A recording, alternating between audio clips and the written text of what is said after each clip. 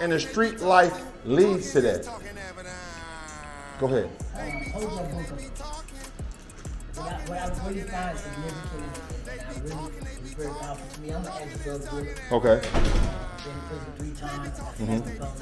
But I've been out the streets for about 15 years. Okay.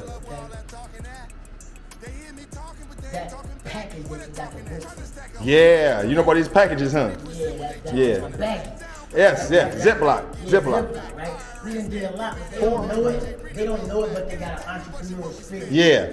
And the entrepreneurial spirit is any time that you can take money, invest it in a product, alter that product, and Right. sell it.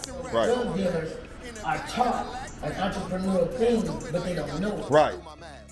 On the phone with my jeweler, I'ma need it all cash. Matter of fact, make my next piece look all glass. Melt down the rest, I'ma keep it in the stash. We gotta make this here quick, cause I'm moving fast.